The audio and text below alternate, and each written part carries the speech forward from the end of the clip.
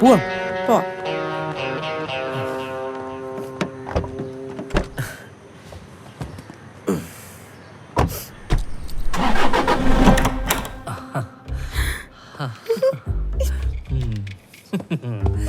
ഇങ്ങോട്ട് വന്നേ നീ.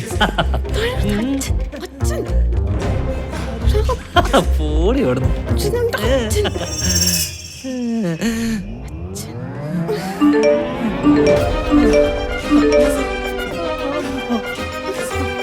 ഓടുന്നുണ്ടെങ്കിൽ ഒളിച്ചോടാതെ നിന്റെ അച്ഛൻ കാണുക ഓടണം.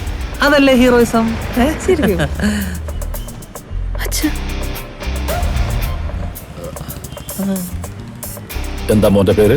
ജോൺകുട്ടി. അങ്കിളുടെ പേരെന്താ? എന്റെ പേര് ജയകൃഷ്ണൻ. ഞാൻ ഇവളുടെ അച്ഛനാ.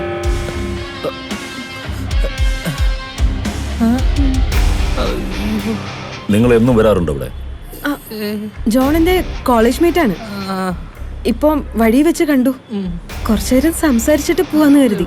ഇവിടെ ആവുമ്പോ നല്ല സമാധാനം. മോർണിംഗ് വാ. അച്ഛാ, ഏത് കോളേജിലാണ് നിങ്ങൾ ഒരുമിച്ച് പഠിച്ചത്? നീ പറയുന്നത് തന്നെ ആവണം അവളും പറയുന്നത്. നിനക്ക് എന്നെ കുറിച്ച് അറിയാവോ?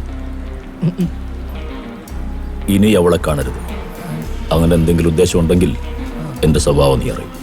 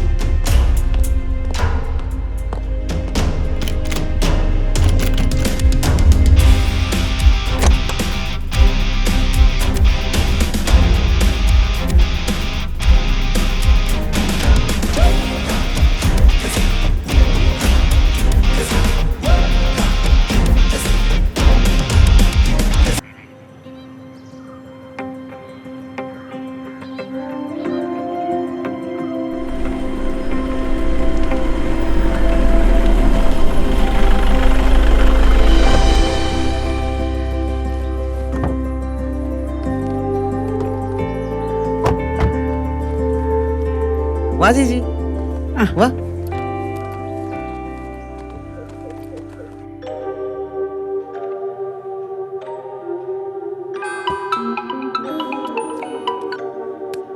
ബാല, നീ എവിടാ? Cyrus cloud. തൂവെള്ള മേഘമെന്ന് ഞാൻ കരുതിയിരുന്നത് വാസ്തവത്തിൽ ഒരു കറുത്ത മേഘമായിരുന്നു ബാല. നീ ഇവിടെ എത്തിയ? ഇങ്ങനെ 24 മണിക്കൂർ റിസർച്ച് ചെയ്യല്ലേ.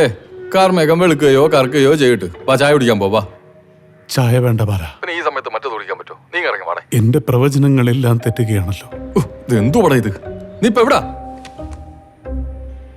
ഞാൻ എന്റെ ഫ്ലാറ്റിന്റെ ഉള്ളിൽ അകപ്പെട്ടിരിക്കുകയാണ് ബാല. ഫ്ലാറ്റില്ല?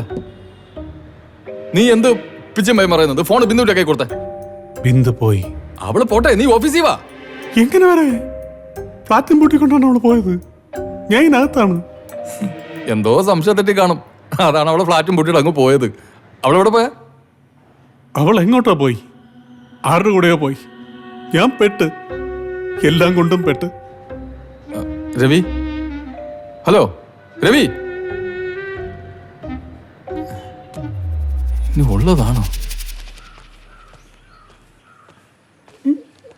ഭയങ്കര വായനയാണല്ലോടാ. പറയച്ചാ, എന്തൊക്കെയുണ്ട്?